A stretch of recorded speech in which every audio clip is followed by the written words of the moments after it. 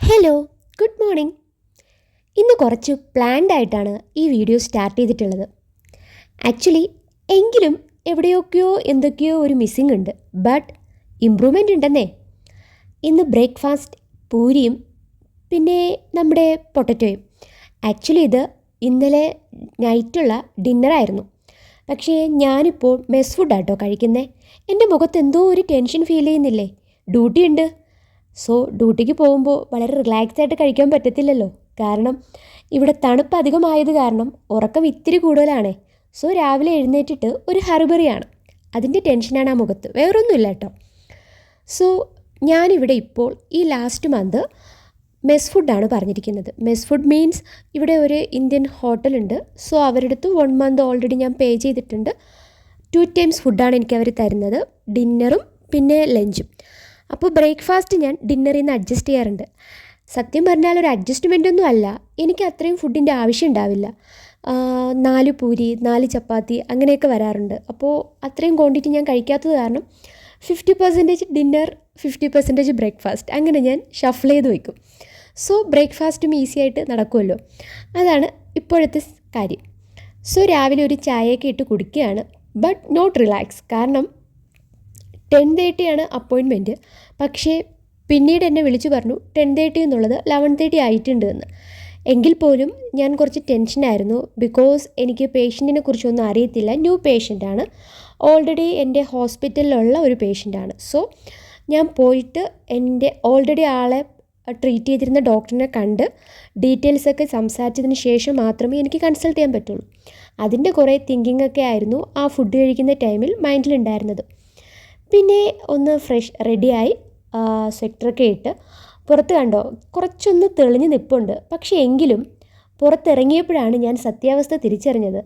വീട്ടിലിരുന്നപ്പോൾ എവിടെയൊക്കെയോ മഴ പെയ്യുന്നതിൻ്റെ ഒരു സ്മെല്ല് എനിക്ക് അടിച്ചുവെങ്കിലും ഇറ്റ്സ് ഓക്കെ എന്ന് ഞാൻ ചിന്തിച്ചു. പക്ഷേ പുറത്തിറങ്ങിയപ്പോഴാണ് കുടയുമായിട്ടാണ് പലരും നടക്കുന്നത്. വളരെ മനോഹരമായിട്ടുള്ള കാഴ്ചയായിരുന്നു. ഇത് വിൻ്റർ ആണോ സ്പ്രിംഗ് ആണോ സ്നോഫാളാണോ എന്താണെന്നുള്ള റിയാലിറ്റി എനിക്ക് മനസ്സിലാവുന്നില്ല.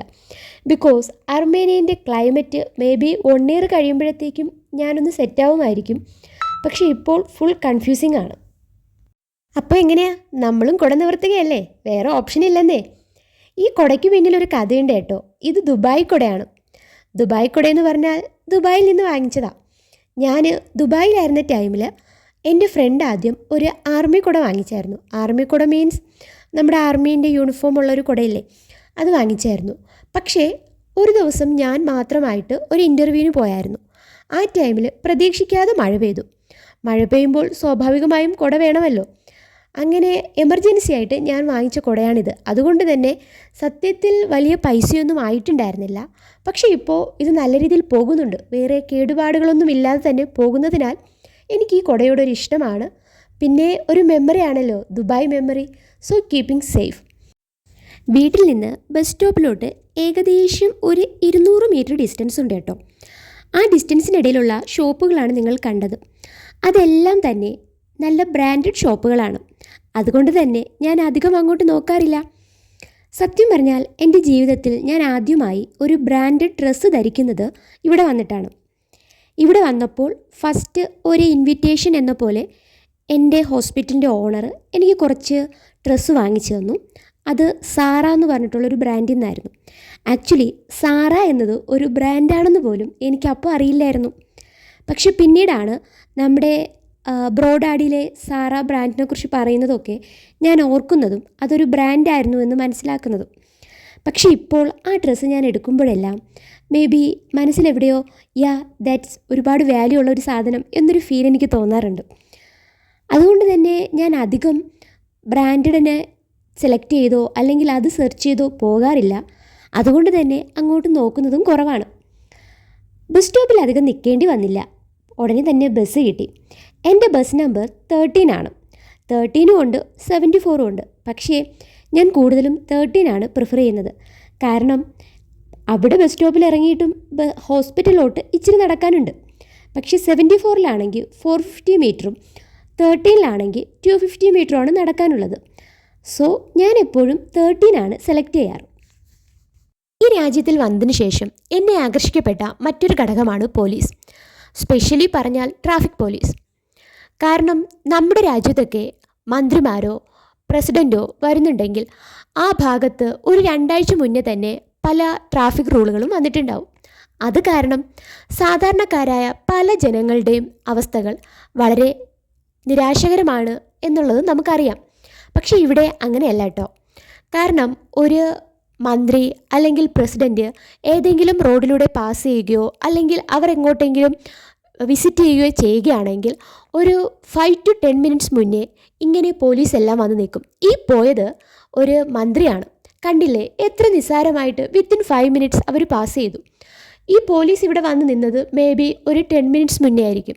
പക്ഷേ ആ ഒരു 10 മിനിറ്റ്സ് ഭയങ്കരമായിട്ട് ആക്റ്റീവായിട്ട് ഇവർ നിൽക്കും കേട്ടോ. ഒരു കുഞ്ഞു രീതിയിൽ പോലും നമുക്ക് ആ ട്രാഫിക് ലൈൻ അങ്ങോട്ടോ ഇങ്ങോട്ടോ മാറാനുള്ള ധൈര്യം പോലും ഉണ്ടാവില്ല. ആ രീതിയിലായിരിക്കും അവർ നിൽക്കുന്നതും നമ്മളെ നോക്കുന്നതും. ആ ഒരു പേടി കാരണം ആരും ആ റൂൾസ് തെറ്റിക്കത്തുമില്ല. അങ്ങനെ ലാസ്റ്റ് ഞാൻ നടന്ന് എൻ്റെ റൂമിലോട്ടെത്തി. My Glasgow clinic Ayurveda section. എൻ്റെ റൂം എനിക്ക് വേണ്ടി വെയിറ്റ് ചെയ്തിരിക്കുകയായിരുന്നു എന്ന് തോന്നുന്നു. ഇനി ഇതൊക്കെ ഒന്ന് സെറ്റാക്കണം. എൻ്റെ ലാപ്പൊക്കെ ഒന്ന് ഓണാക്കി എൻ്റെ പേഷ്യൻറ്റിൻ്റെ വിശേഷങ്ങളൊക്കെ അറിഞ്ഞ് എൻ്റെ കൺസൾട്ടേഷൻ ടൈം ആവാറായി. ചേഞ്ചൊക്കെ ചെയ്ത് ഞാനൊന്ന് ഫ്രഷ് ആവട്ടെ. എന്നും ഇങ്ങനെ വന്ന് റിലാക്സ് ആയിട്ട് വീഡിയോ എടുക്കാനൊന്നും പറ്റാറില്ല കേട്ടോ. പലപ്പോഴും ഓടി വരുന്നു, വിത്തിൻ സെക്കൻഡ്സ് ഡ്രസ്സ് ചേഞ്ച് ചെയ്യുന്നു, പേഷ്യൻറ്റിനെ കാണുന്നു. ബട്ട് ഇന്ന് കുറച്ച് നേരത്തെ പ്ലാൻഡായിട്ട് ഇറങ്ങിയത് കൊണ്ട് കുറച്ച് റിലാക്സ് ആയിട്ട് കാര്യങ്ങൾ ചെയ്യുന്നു. ഓരോ മനുഷ്യർക്കും ഓരോ ജീവിത കഥയുണ്ട്. മേ ബി അവരുടെ ചെറുപ്രായത്തിൽ സംഭവിച്ചതായിരിക്കാം, അല്ലെങ്കിൽ അവരുടെ യൗവനകാലത്ത് സംഭവിച്ചതായിരിക്കാം, അല്ലെങ്കിൽ ഇപ്പോൾ അവർ ജീവിച്ചു കൊണ്ടിരിക്കുന്ന കഥയായിരിക്കാം. പക്ഷേ പലപ്പോഴും നമ്മൾ ഡോക്ടേഴ്സിന് ഈ കഥകളൊക്കെ കേൾക്കേണ്ടി വരാറുണ്ട്. ഞാനൊരു പക്ഷേ നാട്ടിലുണ്ടായിരുന്ന സമയത്ത് കേട്ടിരുന്ന കഥകളേക്കാൾ ഡബിൾ അല്ലെങ്കിൽ ട്രിപ്പിൾ ഇപ്പോൾ ഞാൻ കേൾക്കുന്നുണ്ട്. വളരെ വേദനാജനകമായിട്ടുള്ളത്, വളരെ ചിന്തിപ്പിക്കുന്നത്, അയ്യോ ഇങ്ങനെയാണോ മനുഷ്യൻ എന്ന് തോന്നിപ്പിക്കുന്നത്, അങ്ങനെ പലതരത്തിലുള്ള സ്റ്റോറീസാണ് ഞാൻ ഓരോ ദിവസവും കേൾക്കുന്നത്.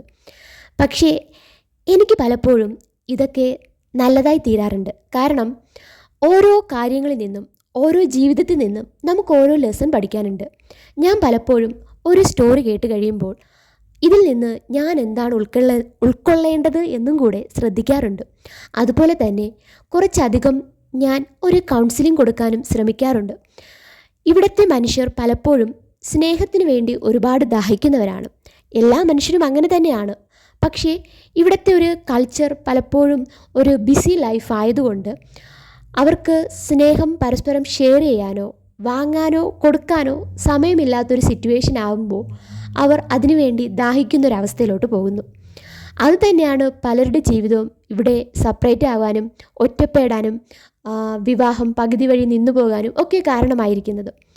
അപ്പോൾ അതിനൊക്കെയുള്ള ചെറിയ മരുന്നുകളെന്ന് പറയുന്നത് ഓപ്പണായിട്ടുള്ളൊരു സംസാരം, അല്ലെങ്കിൽ കുഞ്ഞു കുഞ്ഞു കൗൺസിലിംഗ് രീതികൾ. ഞാൻ എപ്പോഴും ഇവിടെ എൻ്റെ ട്രീറ്റ്മെൻറ്റിൽ അത് ഇൻക്ലൂഡ് ചെയ്യാൻ വേണ്ടി ശ്രമിക്കാറുണ്ട്. ചിലപ്പോഴെങ്കിലുമൊക്കെ അത് സക്സസ് ആയിട്ട് എനിക്ക് ഫീൽ ചെയ്യുന്നുമുണ്ട്.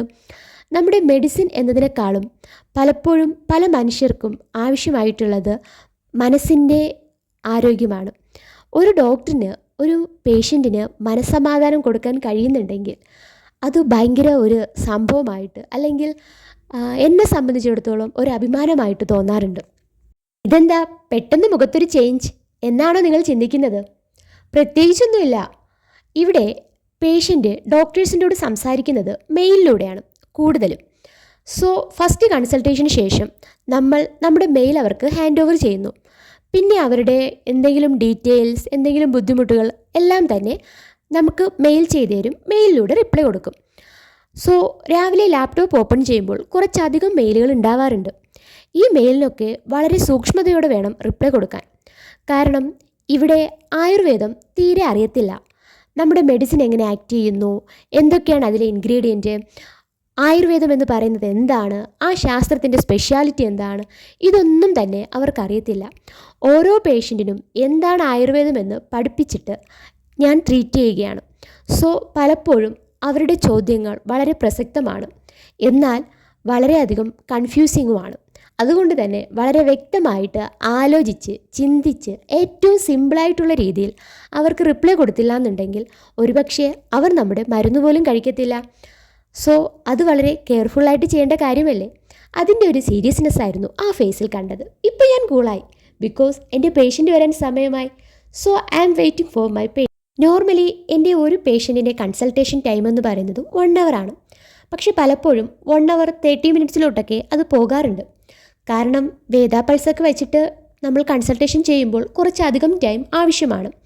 മാത്രമല്ല, ഞാൻ ഓൾറെഡി പറഞ്ഞല്ലോ, നമ്മൾ കുറച്ചെങ്കിലും ആയുർവേദം എന്താണെന്ന് പറഞ്ഞിട്ട് വേണം അവരെടുത്ത് ബാക്കി അവരുടെ ഡിസീസിൻ്റെ ഹിസ്റ്ററിയിലോട്ട് കടക്കാൻ. സോ കുറച്ച് ടൈം എടുക്കാറുണ്ട്. പിന്നെ ലാംഗ്വേജ് പ്രോബ്ലം അതൊരു വലിയ പ്രശ്നമാണല്ലോ. വലുതാണെങ്കിലും ചിലപ്പോഴെങ്കിലുമൊക്കെ അത് പ്രശ്നമല്ലാതെയായിട്ടും എനിക്ക് തോന്നാറുണ്ട്. കാരണം ഇവിടെ വരുന്ന ഒരു 70% ആൾക്കാർക്ക് നമ്മുടെ ഇംഗ്ലീഷ് അറിയാം, പക്ഷേ ചിലർക്ക് അറിയത്തില്ല. കൂടുതലും ഏജ്ഡ് ആയിട്ടുള്ളവർക്ക് ഇംഗ്ലീഷ് തീരെ അറിയത്തില്ല. സോ ആ ടൈമിൽ ഞാൻ ട്രാൻസ്ലേറ്ററെ ഡിപ്പെൻഡ് ചെയ്യാറുണ്ട്. പക്ഷേ എനിക്കെപ്പോഴും ട്രാൻസ്ലേറ്റർ ഇല്ലാണ്ട് ഡയറക്റ്റായിട്ട് അവരുടെ അടുത്ത് സംസാരിക്കാനാണ് ഇഷ്ടം. കാരണം എങ്കിൽ മാത്രമേ എന്താണ് പേഷ്യൻറ്റിൻ്റെ റിയൽ ഫീലിങ്സ് എന്ന് ഡയറക്റ്റ് ഡോക്ടറിന് കിട്ടത്തുള്ളൂ. മറ്റേത് ഒരു മീഡിയേറ്റർ വരുമ്പോൾ ഫീലിങ്സ് എവിടെയെങ്കിലുമൊക്കെ മിസ്സായി പോകത്തില്ലേ.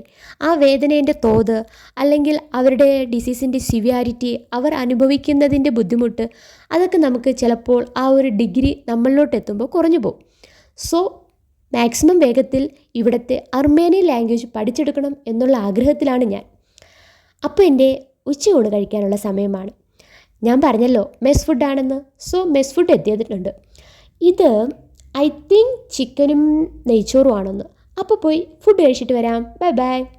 ബൈ പറഞ്ഞതുകൊണ്ട് എല്ലാവരും പോയോ? ഞാനിവിടെ തന്നെ ഉണ്ട് കേട്ടോ. പറഞ്ഞതുപോലെ ചിക്കനും നെയ്ച്ചോറും തന്നെയായിരുന്നു ലഞ്ച്. സോ ലഞ്ചൊക്കെ കഴിഞ്ഞ് 2 പേഷ്യൻറ്റിൻ്റെ കൺസൾട്ടേഷനും കഴിഞ്ഞ് പിന്നെ കുറച്ച് റിപ്പോർട്ട്സ് അയക്കാനുണ്ടായിരുന്നു. സോ അതൊക്കെ ചെയ്തു. അപ്പോൾ ഇനി നമുക്ക് മെല്ലെ നമ്മുടെ വേദ പൾസ് ഒന്ന് ഷട്ട് ഡൗൺ ചെയ്തേക്കാം അല്ലേ. സോ ഇന്നത്തെ ഡ്യൂട്ടി ഇവിടെ ഇങ്ങനെ സമാപിക്കുകയാണ്. അപ്പോൾ ഒരു ചോക്ലേറ്റൊക്കെ കഴിച്ച് ഒന്ന് മെല്ലെ പോയാലോ. ഇവിടെ നമുക്ക് എപ്പോഴും കിച്ചൺ അല്ലെങ്കിൽ ഡൈനിങ് ഹാൾ ഇത് രണ്ടും ഇവിടെ ഒന്ന് തന്നെയാണ് കേട്ടോ. അവിടെ പോയി കഴിഞ്ഞാൽ ചിലപ്പോൾ ചോക്ലേറ്റ്സ് അല്ലെങ്കിൽ ഏതെങ്കിലും ഫ്രൂട്ട്സ് ഇങ്ങനെ കട്ട് ചെയ്ത് വെച്ചിട്ടുണ്ടാവും. ഞാൻ ഓൾറെഡി പറഞ്ഞിട്ടുണ്ടായിരുന്നില്ലേ, നമുക്കിവിടെ ഡോക്ടേഴ്സിന് പലപ്പോഴും പേഷ്യൻ്റ് ഗിഫ്റ്റ് കൊണ്ടുവരാറുണ്ട്. ചോക്ലേറ്റ്സ്, ഫ്ലവേഴ്സ്, അങ്ങനെ. ചിലപ്പോഴൊക്കെ നമുക്ക് കിട്ടുന്ന ഈ ഗിഫ്റ്റ് നമ്മളവിടെ കിച്ചണിൽ ഓപ്പൺ ആക്കി വയ്ക്കാറുണ്ട്. സോ ആരെങ്കിലുമൊക്കെ വളരെ ടയേർഡായിട്ട് ഈ പേഷ്യൻറ്റിൻ്റെ ചില സ്റ്റോറീസൊക്കെ കേട്ട് വളരെയധികം എന്താ പറയുക, ഇങ്ങനെ ഫെയിൻറ്റിംഗ് ഒക്കെ ആയിട്ട് വരുമ്പോഴത്തേക്കും നല്ലൊരു ചൂട് കോഫിയും ഈ ഒരു ചോക്ലേറ്റും കഴിക്കുമ്പോൾ ഒരു വല്ലാത്തൊരു റിലാക്സേഷൻ തോന്നാറുണ്ട്. സോ അങ്ങനെ എനിക്കൊരു ചോക്ലേറ്റ് കിട്ടിയതാണ്. അതൊക്കെ കഴിച്ച് സെറ്റായി. ഇനി പയ്യെ വെള്ളമൊക്കെ കുടിച്ച് ഫ്രഷായിട്ട് നമുക്കിവിടെ നിന്ന് ഇറങ്ങാന്നേ. ഇനി ഇവിടെ ഇരുന്നാൽ ചിലപ്പോൾ എന്തെങ്കിലുമൊക്കെ പണി കിട്ടാൻ ചാൻസ് ഉണ്ട്. പറയാറില്ലേ, ഡ്യൂട്ടി കഴിഞ്ഞാൽ അപ്പോൾ സ്ഥലം വിട്ടേക്കണമെന്നും. സെയിം ലൈക്ക് ഞാൻ റെഡിയാവുകയാണ്. അപ്പോൾ എൻ്റെ സ്വെറ്ററൊക്കെ സെറ്റാക്കി ഇനി പുറത്തോട്ട് പോകാം. ഇതുവരെ ഇവിടെ ഹീറ്ററൊക്കെ ഓണാക്കി നല്ല റിലാക്സ് ആയിരുന്നു. ബിക്കോസ് പുറത്തുള്ള തണുപ്പ് എന്താണെന്ന് ഞാൻ ഫീൽ ചെയ്തിട്ടേ ഇല്ല. ഈ റൂം എൻ്റേത് തന്നെ ആയതുകൊണ്ട് ഞാൻ എൻ്റെ ഇഷ്ടത്തിന് ടെമ്പറേച്ചർ മാനേജ് ചെയ്ത് വെക്കാറുണ്ട്. കൂടിപ്പോയാൽ ഓഫ് ചെയ്യാറുണ്ട്, കുറഞ്ഞു പോയാൽ കൂട്ടാറുണ്ട്. ബട്ട് പുറത്തിറങ്ങിയാൽ അത് നടക്കില്ലല്ലോ. പ്രകൃതി നിയമമാണല്ലോ, പാലിച്ചല്ലേ പറ്റുള്ളൂ. ഇവിടെ ഇങ്ങനെ കാലിലേ കവറൊക്കെ ഇട്ടിട്ട് വേണം കേട്ടോ രാവിലെ അകത്ത് കയറാൻ. പുറത്തിറങ്ങിയപ്പോൾ കണ്ടില്ലേ, വല്ലാത്തൊരു ചേഞ്ച്. നല്ലൊരു മഴ കഴിഞ്ഞ ലക്ഷണമുണ്ട്. പക്ഷേ അർമേനിയൻ്റെ ക്ലൈമറ്റ് ചേഞ്ച് ഭയങ്കര ഡിഫറെൻ്റ് ആണ്. ഒരു 2 hours കഴിഞ്ഞിട്ട് നോക്കുമ്പോൾ മേ ബി ഇവിടെയൊക്കെ നല്ല ഡ്രൈ ആയിട്ടുണ്ടാവും. എങ്ങനെയാണ് ഇത്ര പെട്ടെന്ന് ഒരു ഭൂപ്രതലം ചേഞ്ച് ആവുന്നതെന്ന് എനിക്ക് മനസ്സിലാവുന്നില്ല. ദൈവത്തിൻ്റെ സൃഷ്ടി എന്നൊക്കെ പറയുന്നത് ഇങ്ങനെയാണല്ലോ. ഇനി കുറച്ച് നേരം ചർച്ചിലേക്ക്. ഇന്നിവിടെ വന്നപ്പോൾ ഒരു സ്പെഷ്യൽ ഡേ ആണ്. മേ ബി നോമ്പ് ആരാധനയുടെ പ്രദക്ഷിണം പോലെ എന്തോ ആണെന്ന് തോന്നുന്നു. മാത്രമല്ല ഞാനിന്ന് ഇച്ചിരി ഹാപ്പിയും കൂടെ ആയിട്ടോ. ഞാൻ ഈ ദേവാലയത്തിൽ ആദ്യം വന്നപ്പോൾ ശ്രദ്ധിച്ചൊരു കാര്യമാണ്, ആരാധനയ്ക്ക് ശേഷം എല്ലാവർക്കും അച്ഛൻ ബ്ലെസ്സിങ് കൊടുക്കാറുണ്ട്. ഞാൻ ആദ്യം വന്ന ടൈമിൽ എൻ്റെ കയ്യിൽ ഞാൻ ശിരോവസ്ത്രം കരുതാറില്ലായിരുന്നു. ഇവിടെ കണ്ടില്ലേ, എല്ലാ ആൾക്കാരും ഈ തലയിൽ ഇങ്ങനെ ഷോൾ ഇടാറുണ്ട്. അപ്പോൾ ആദ്യം ബ്ലെസ്സിങ്ങിന് പോയപ്പോൾ ഞാൻ ശ്രദ്ധിച്ചത് എല്ലാവരും ഇതിട്ടിട്ടുണ്ടായിരുന്നു. സോ അതിടാണ്ട് അച്ഛൻ്റെ അടുത്ത് പോയാൽ അച്ഛൻ ചീത്ത പറയുമോ എന്നുള്ള പേടി കാരണം ഞാൻ അന്ന് പോയില്ലായിരുന്നു. പിന്നീട് പലപ്പോഴും പല കാരണങ്ങളാൽ എനിക്ക് ബ്ലെസ്സിങ് കിട്ടാതെയായി. ബട്ട് ഇന്ന് ഞാൻ അവിടെ പോയപ്പോൾ തന്നെ അച്ഛൻ എന്നെ നോക്കിയായിരുന്നു. സോ ഞാൻ അച്ഛൻ്റെ അടുത്ത് പോയപ്പോൾ എനിക്ക് ബ്ലെസ്സിങ് കിട്ടി. So I am so happy. എന്തോ മനസ്സിനെവിടെയോ ഒരു സന്തോഷം ഫീൽ ചെയ്തതുപോലെ. കുഞ്ഞു കുഞ്ഞു കാര്യങ്ങളിൽ ഹാപ്പിനെസ് കാണാൻ ആഗ്രഹിക്കുന്ന ഒരാളാണ് ഞാൻ.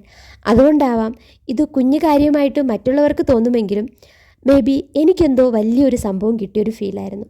സോ കുറച്ചധികം റിലാക്സ് ആയിട്ട് അവിടെ നിന്ന് ഞാൻ ഇറങ്ങി. പിന്നെ ഇനി വീട്ടിലോട്ടുള്ള യാത്രയാണ്. കുറച്ച് നടക്കുക, പിന്നെ ബസ് സ്റ്റോപ്പ്, പിന്നെ വീട്ടിലോട്ട്. ഇന്ന് ഞാൻ ഇവിടെ വെച്ചിട്ട് ഒരു മലയാളി ടൂറിസ്റ്റിനെ കണ്ടായിരുന്നു കേട്ടോ. പക്ഷേ എനിക്ക് ആളോട് അധികം സംസാരിക്കാൻ പറ്റിയില്ലായിരുന്നു. ഞാൻ വീട്ടിൽ കോൾ ചെയ്തുകൊണ്ടിരിക്കുമ്പോഴായിരുന്നു ആൾ വന്നിട്ട് മലയാളിയാണോ എന്ന് ചോദിച്ചത്. ഞാനും അതേന്ന് പറഞ്ഞു, ഇവിടെ വർക്ക് ചെയ്യുകയാണെന്ന് പറഞ്ഞു, ആൾ ടൂറിസ്റ്റ് ആണെന്ന് പറഞ്ഞു. ബട്ട് എനിക്ക് ആളോട് കൂടുതൽ സംസാരിക്കണമെന്നുണ്ടായിരുന്നു. പക്ഷേ പിന്നെ നോക്കുമ്പോഴത്തേക്കും ആളെ കണ്ടില്ല. ആൾ ഈ വീഡിയോ കാണുന്നുണ്ടെങ്കിൽ just say hi, bye bye.